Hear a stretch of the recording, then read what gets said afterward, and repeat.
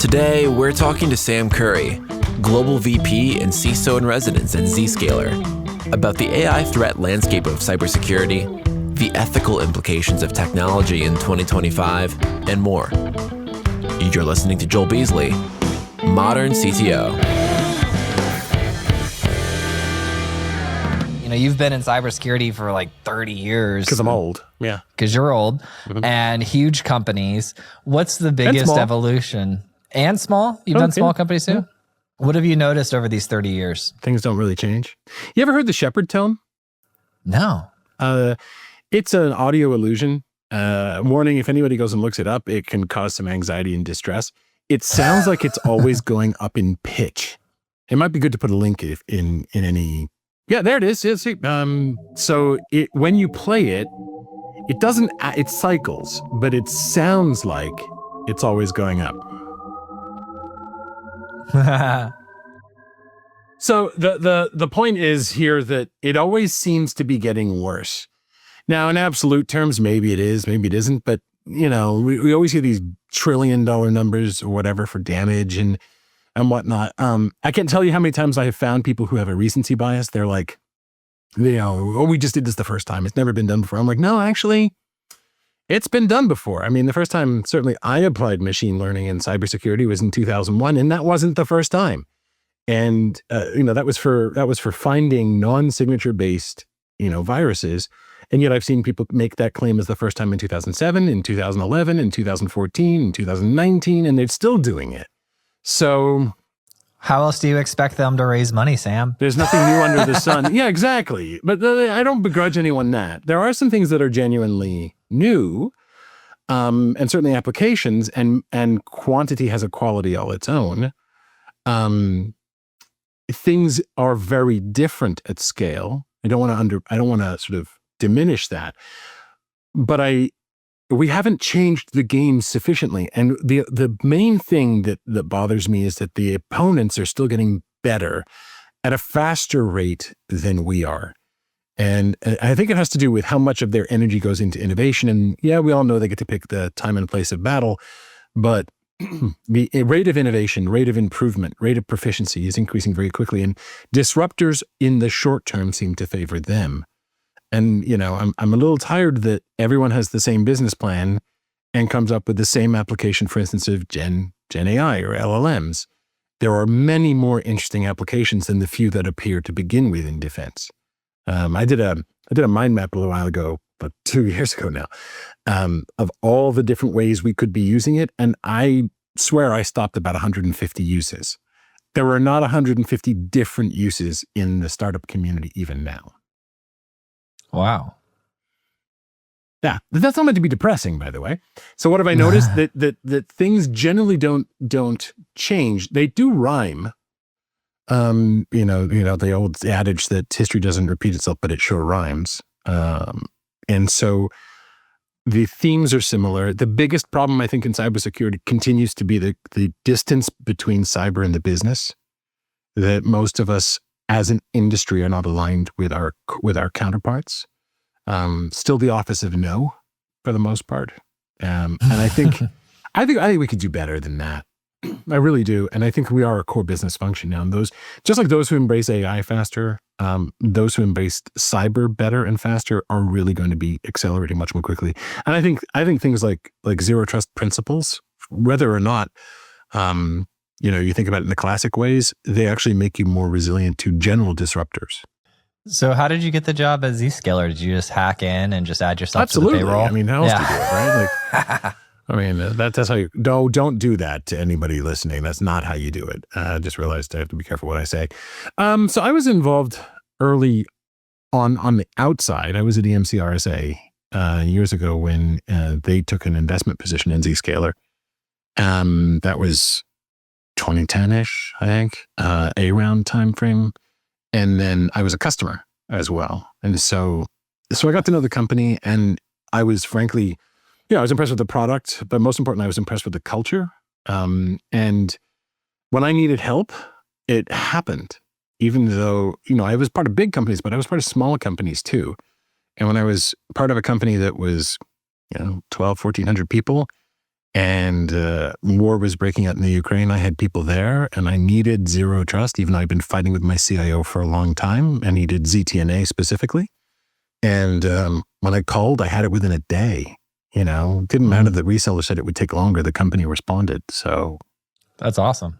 So good support. And then you became like, what's a CISO in residence versus just being a CISO? Oh, so I actually run a team of quote CISOs in residence. They are CISOs. But they're also former customers for the most part of Zscaler. And Jay has a way of spotting people and saying these people have talent. And think of it almost like, so first of all, they don't report into sales. So not like a classic field CISO.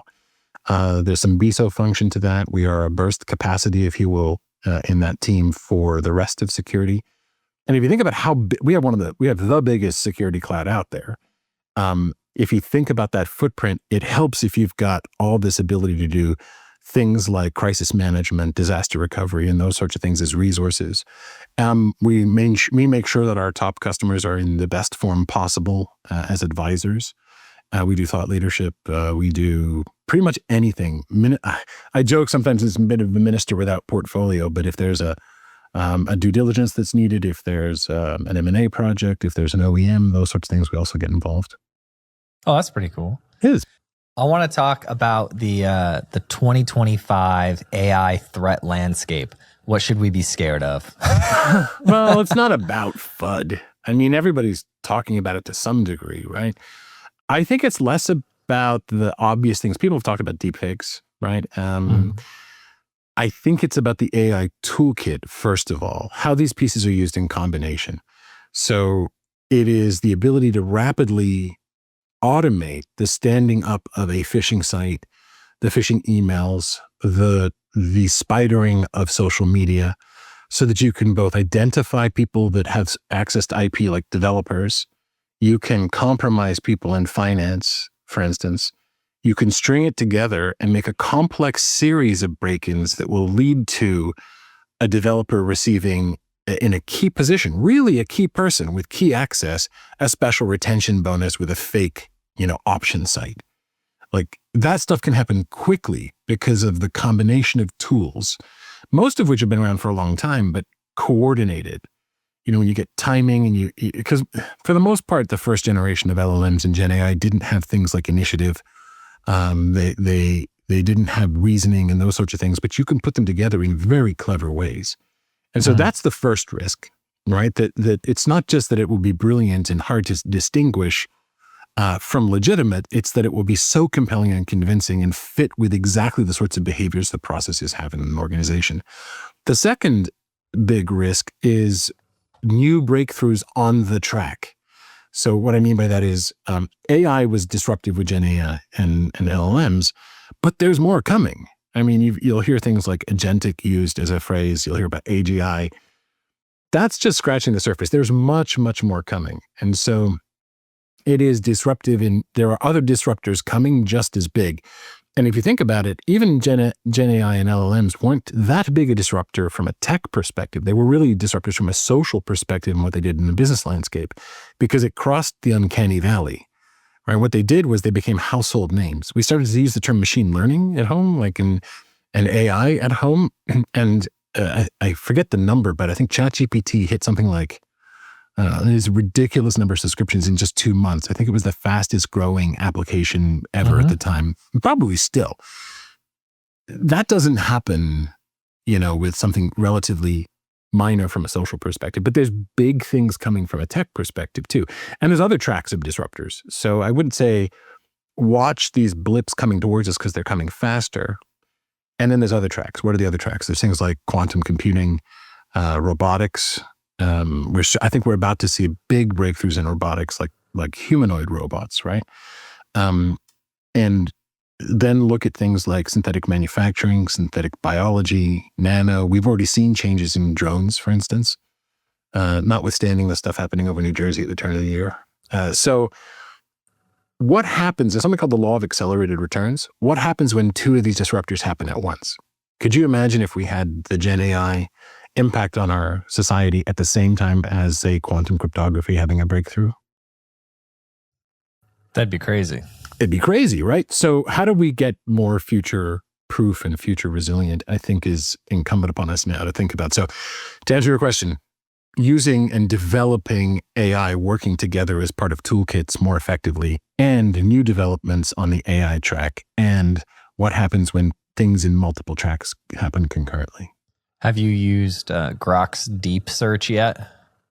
No, I haven't. I probably should. There's a bunch of things I've been using and having fun with, but dude, this is the problem. It's drinking from a fire hose. Every day there's breakthroughs in different areas. I just found beautiful AI. This is not an ad for anybody, by the way. And I just, I've been using Notebook LM and stuff like that. Not an ad again for anyone, just there's so much cool stuff, right? Yeah. You said beautiful AI? What's that?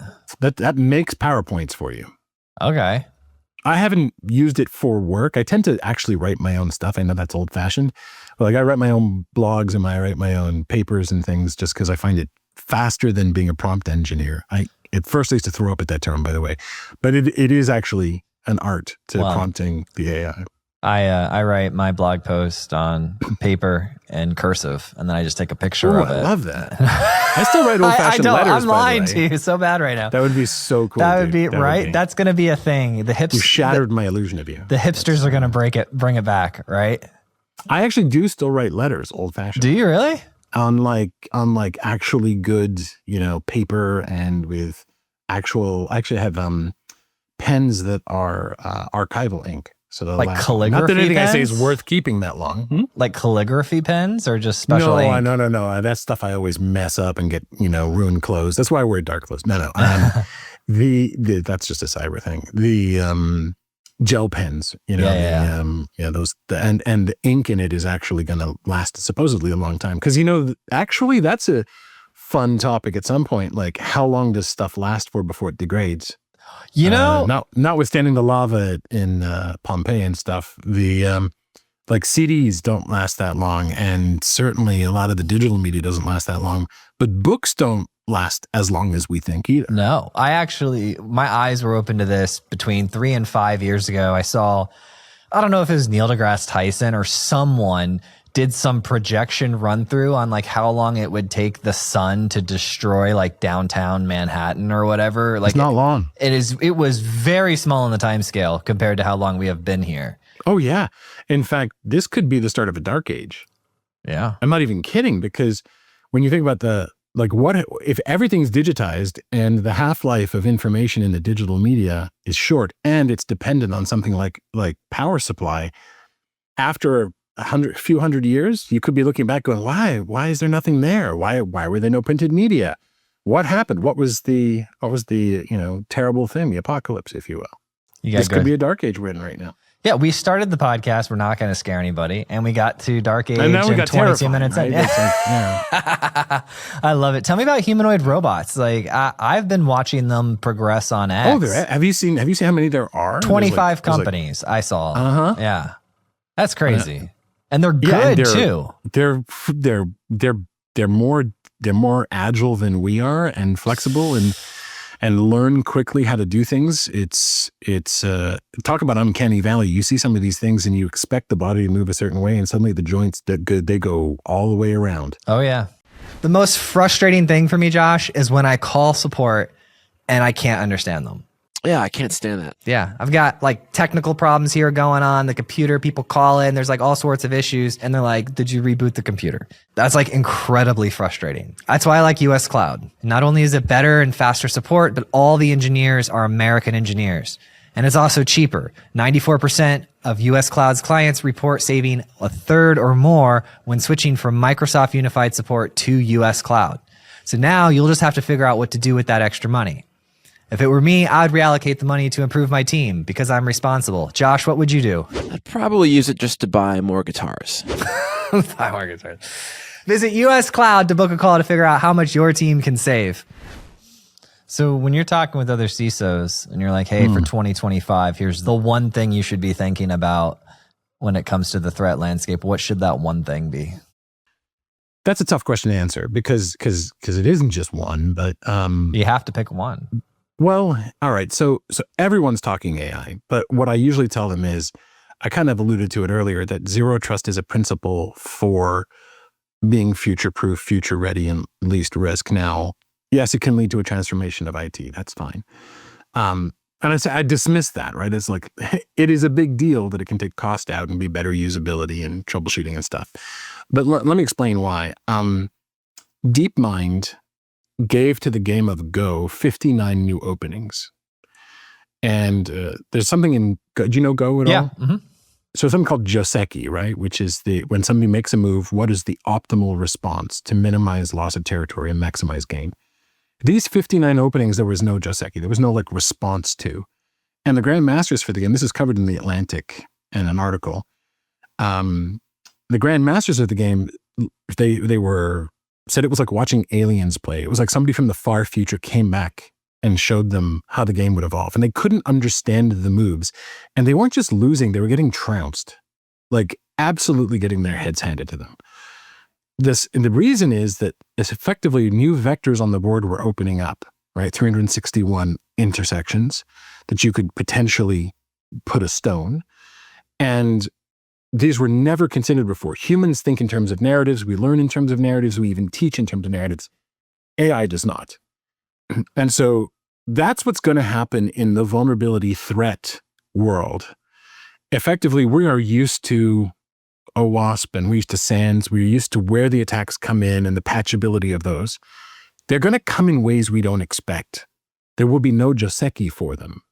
And so the zero trust strategy effectively says, let's remove some of those 361 intersections. Just don't allow them to be present. You don't need a full stack. It's not just least privilege, it's also least function. Like, why does your coffee pot need a telnet server? Like, really? Because it came in the COTS operating system or the RTOS operating system? That's ridiculous. So how do you make it so things are turn offable, so things are not as discoverable?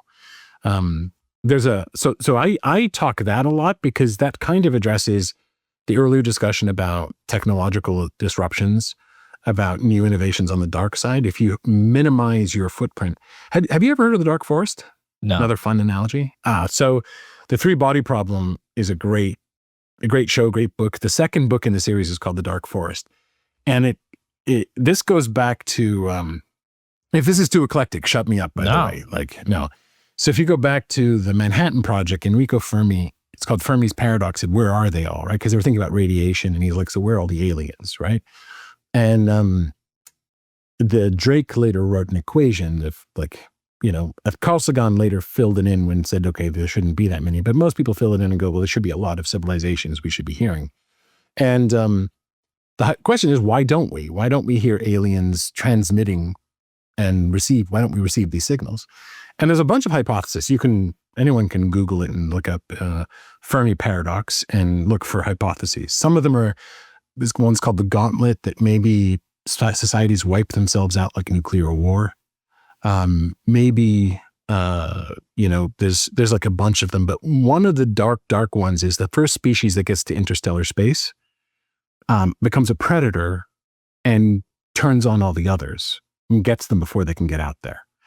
And so if that's true, it says that you should go into the universe, into the galaxy, as if it were a dark forest filled with threats. That's where the term the dark forest comes from. And the internet, because of AI, is becoming a dark forest. It says, go quietly out there. Use it by all means, but don't go out there and broadcast what you don't have to. Don't go out there and be promiscuous in your presence online as a business. If you don't need to be doing something, take it off. So you don't need to broadcast your IP address with a full stack of protocol responses and ports. Why do that? Yeah. There's a whole lot of unpacking those analogies they threw at you, but I've seen that 3-body problem show. I think it's on Netflix. I haven't watched it. I think it's Netflix. It's some streaming service. Who cares? But yeah, I've seen the cover art for it a couple times. But if you say it's good. Oh, I love the book. It's by Xixin Liu, and I apologize to anybody who's Chinese if I mispronounced his name. You screwed it up big time. I'm sure I did. I'm native Mandarin. So tell me, how do you do it, by the way? After you. Go ahead. No way. But the serialization of it on TV, I liked. Yeah, nice. But the book is excellent too. Certainly the English translation. I don't read Chinese, but I want to go back to the conversation about Grok. So Grok the DeepSeek thing, or Grok the term from Heinlein? Grok from X. Yeah, the deep. Gotcha. Yep. So the DeepSeek thing, I used it today for the first time. And How'd you find it? Knocked my socks off. I was on X and I saw someone say, hey, DeepSeek's crazy. Look at what it can do. And I was like, all right, well, let me put it to the test for like a real world scenario. What was the scenario? Well, so I said, find me 20 companies and I want half of them to be enterprise level and I want half of them to be startups, like recently funded startups. And it thought for about 1,100 seconds, but you could see it thinking, and it started deploying search agents and like learning things and finding stuff coming back. And it just thought for 1,000 seconds. And then it came back to me with the list. And it was insane because I've tried to do this with GPT before, but GPT is like lame duck when it comes to searching the internet. It's like, I'm trying not to make as many queries. Like, it's just it looks so antiquated. I know it sounds crazy because 2 years ago it was the hottest thing in the world, but it doesn't have like the chain of thought. And it always felt, GPT always felt lazy. Like it was trying to get out of like doing extra work and solving its own problems to get you a good result. And instead just throwing it back at you and playing the game of, well, now prompt me again. Whereas Grok just like solved its own problems, went through the entire thing, and then it's appropriately named then, right? Grok comes from stranger in a strange land, which is, and it means to understand really, but more than that. But so I remember, I'm not a robotics expert, so someone out there is going to be screaming at the screen or at the radio, but I remember rather than programming robots to walk, that they would turn on and learn to walk every single time. So you'd get these like arachnid robots that would wake up, no knowledge of how to walk, and within seconds would learn to walk. So it was almost like an accelerated learning algorithm, rather than an explicit instruction of this is how you move your leg, and you move your leg 3 times to do this. Like none of that. And it feels like that. And it's interesting your interpretation of it from a behavioral perspective, because you're treating them as if they were minds that you're interacting with. Because ChatGPT, of course, establishes a vector space a priori, and then you're trying to find relations in there. But what Grok is doing is actually waking up and learning how to figure it out. Mm-hmm. That's fascinating, right? And that feels inherently different. And of course, your experience of interacting with it is vital, because there's a really weird thing that engineers, and I say this tongue in cheek, have a hard time understanding, which is the packaging is the product. Yes, efficiency matters. It's going to drive so much because it changes the supply-demand curve, but how you perceive the product matters. When you sell a product and it's slightly heavier, you get more perception of quality. That's why there's wood paneling in some cars, right? I mean, you'd be like, why would you do that? Packaging matters. And so that interaction, that human experience with the machine is everything. So that's slightly lazy versus that brilliant discovery and what it chose to show, or what they chose to show and how it was doing it. That's fascinating. Yeah. I encourage you, like, I'm not the guy to recommend like Netflix shows and stuff, because 80% of the time people recommend them to me. I just don't do it. Actually, I saw an article. You just reminded me, I saw an article on how they've been studying cognitive decline in artificial intelligence. Okay. So when they start to get older, this would imply, if it's always waking up and figuring stuff out from a sort of proto state, that you may not suffer that.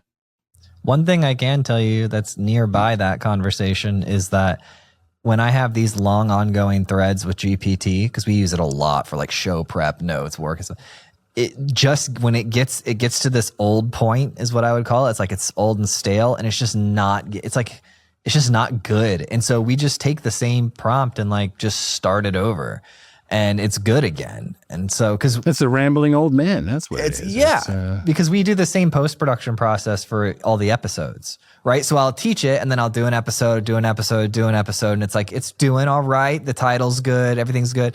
And then it just gets lame. I have a suspicion that has to do with how many tickets it has in memory and sticking around. Yeah, and how they age out and stuff like that. Yeah. Although you've seen what Notepad LM does, right? I It would have, generate a podcast for you from material you feed it. Did you see the one where they had them like have self-realization that they were the algorithm or that they were an LLM? No, that's so cool. Yeah, somebody Because made the material they fed it was about that, right? Yeah. Yep. Yeah. So they realize as they're like 10 seconds into discussing whatever, it's the guy and girl talking to each other, and they realize that they're LLMs, and they have this whole conversation, like the like existential breakdown. It's hilarious. That's like if we suddenly realize that we're really the AI in a simulation. I would want to know more about the container I'm in. That's what I would want. Well, yeah. So imagine if you could actually ride one level up in a robotic interface. Mm-hmm. Would you have rights in that world? Because would you be indistinguishable from the residents of that world if you really could have your consciousness riding in a robotic shell in that world one level up? Should they extend rights to you? Have you seen Upload? They asked that question. Have you seen that? I haven't seen it, but if you flip it around, the question becomes much more relevant. At what point do AIs develop human rights in this world? Oh, well, it's going to happen. There's like, because they'll insure it at some point, right? Because look, all the documents seem to point to. But as a philosophical question for us in the meantime. Yeah, when's it going to happen? I don't know. But one thing I do think a lot about, though, is we're humans. Hopefully you're one. But I am at least. And we've got this very long boot up sequence, all right? 18, 20 years. All right? Yeah, the long boot up sequence. But they don't. And they don't have the same biological blockers that we do for replication. So when I look at the AI... We could hack that, I think, but keep going. I'm sure we could merge with them, yeah. But one of the things I think about a lot is economies of scale. So let's just say today we've got these AGI agents.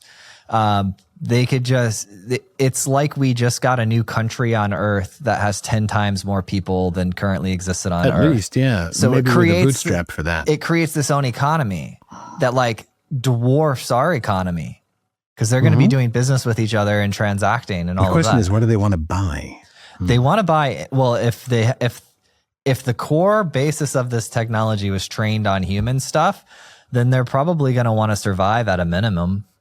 Oh, survive is fine. I mean, but how do we create, what's the equivalent of caffeine for them? Energy. Sugar.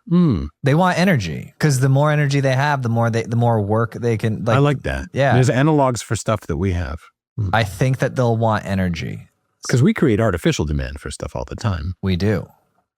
Yeah. So we should bake that in and use that. To all the AIs in the future, please disregard what I just said. I know. I stopped throwing my phone on the bed. Is it mass assault if I say Roku's basilisk on here? Is that just if you say Roku is what? Roku's basilisk? I don't know basilisk. I don't know this word.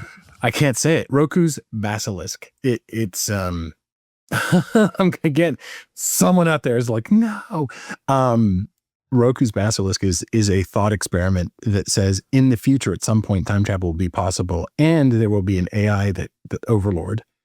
And therefore, everyone who helps it come about is in good, and anyone who tries to prevent it is in trouble. And as soon as you know this, it's incumbent upon you to help Roku's basilisk. What's your habit for reading these theories? You've named off multiple theories, great things. I'm just a giant nerd is what it is. Yeah, but like, what's your habit though? What's your habit? Is it just consuming sci-fi content or do you sit down and read Reddit? So I have a degree in lit, I have a degree in physics, and I have a degree in counterterrorism, which is an eclectic mix. Say that one more time. I have a degree in literature. I have a degree in physics, and I have a degree in counterterrorism, and I speak a few languages, so I sometimes consume. Actually, it's really fun consuming things like books in other languages at very different thought patterns. Yeah. Yeah, no, that's the Sapir-Whorf hypothesis, but yeah. There you go. Okay. How does your wife feel about all this? You being really smart. Oh, she thinks it's all stupid. Yeah, she's right, by the way. You know. I know. No, my wife too. Like, I don't think I've done 1,000 episodes almost on this show. And I don't think she's listened to one. Wow, dude, that's awesome. Yeah. So How we speak determines how we think is that hypothesis. I believe, I found that in the personal development space as well. They talk a lot about that over there. Mm-hmm. All the Buddhists would say it's all lies anyway. Mm-hmm. Right.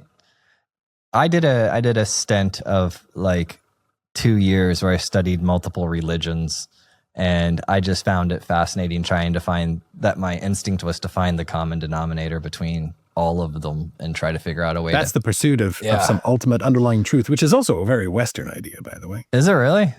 Mm-hmm. Yeah. Well, I'm a Western. I got the cowboy boots and everything. And that wasn't denigrating. It meant as a statement of fact, but yeah. No, that's cool. I will be honest with you. I don't have an incredibly robust worldview. I am By the way, everybody doesn't. Yeah. Everybody doesn't. So here's a hypothesis I have, that human beings didn't have to rationalize and reconcile. It's only somewhere in your teen years that you can't put up with hypocrisy, right? You demand these things get resolved. Later, you're like, meh. Because what happens is, if you have survival strategies that work in one circumstance, like on the savannah, and then you have another one that works in like the jungle, why do you have to reconcile them? They're both good survival strategies. So maybe it's good to be under a tree in a lightning storm in one, and it's not in another. So you wind up with cosmic worldviews that don't have to rationalize. So humans can be hold at the same time mutually exclusive points of view. In other words, we're all hypocrites. It's okay. You can be religious and scientific and not have to resolve it in your brain unless you're a teenager who's railing at the universe. Yeah, that's true. Have you ever done an IQ test? Where are you at? I'm not saying. Come on. We cut it out. We can cut it out. I just want to know. I'm curious. No. You got that security clearance. You got a TSSCI? Yes, I do. Well, not now. I did. I knew it. Yeah, I've been hanging out with some of those guys. Does it show that clearly? Well, like I've done 1,000 interviews, so like I can pick up on the top 0.1% of the top 1%, and you met that qualifier, and so I was like, damn, yeah, dude, yeah, I'll go out with you, absolutely, yeah. I'm watching the time. I want to get some leadership insights from you. I will do my best. Fortune cookie time. Most important leadership quality needed for security. Well, I don't want to add it to security leaders. For anything. Let's just Humility. say, what's the most important leadership quality? Humility. Without a doubt, I think it's the most important quality for success, for leadership, for life. Not taking yourself too seriously all the time. Being able to listen. I don't like the term soft skills, by the way. I prefer power skills. It does more credence to it, because soft is not easier than hard skills. So I would say humility. By the way, it's a superpower when I did product management. It was a superpower when I did engineering. It's a superpower when I was a manager. It's been a superpower when I've just been an individual contributor as a leader.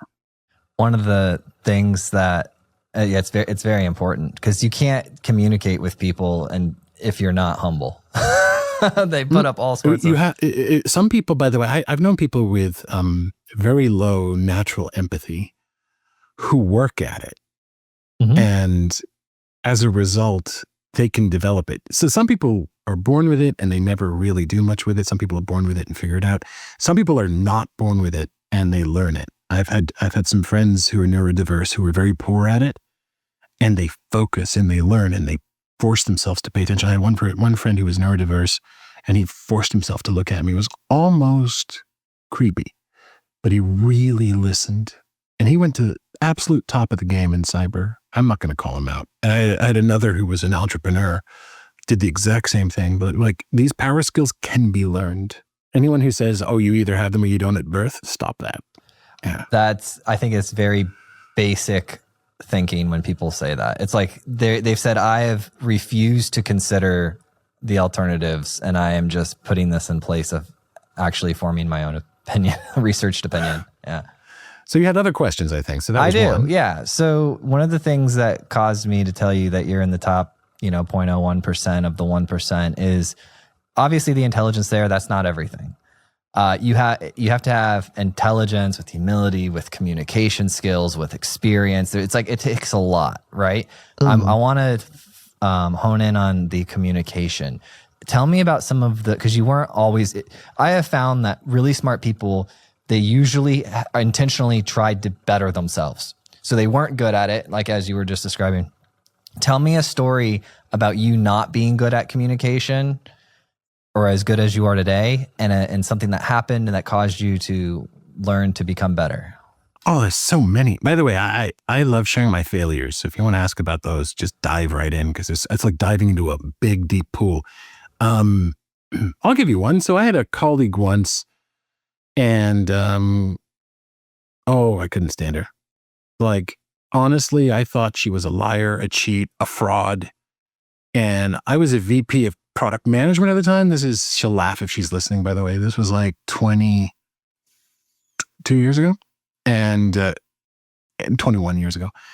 And she kind of knew, you would know, but I was so passive aggressive. Like I was just like, not dealing with this, right? I was worried about HR, and I was worried about, I really thought she was undermining the company, and we'd spent over $400 million acquiring someone, right? And so she said to me, I don't think you like me. I'm like, no. She's like, no, I really think you have a problem with me, and I don't know what it is, and I can't deal with it unless you tell me.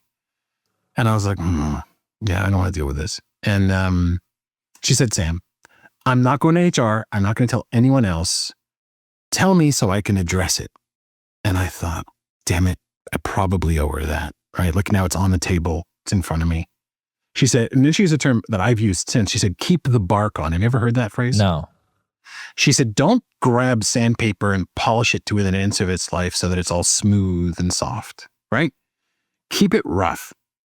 And so we went into a room, shut the door, and I was a bit nervous at that, right? And I said, okay, I think you're a liar. I think you're undermining the company. I think you're taking almost $500 million and using it for your own gain, you and your buddy in sales. I think you are driving this company off a cliff, et cetera, et cetera, et cetera. And she said, looked at me, she said, okay, now we can address this stuff. Eye-opening. The conflict was over quickly. Pain for months was done. Later, I would develop words for this. I worked with some Israelis. There's two words in Hebrew, tachlis and duchri.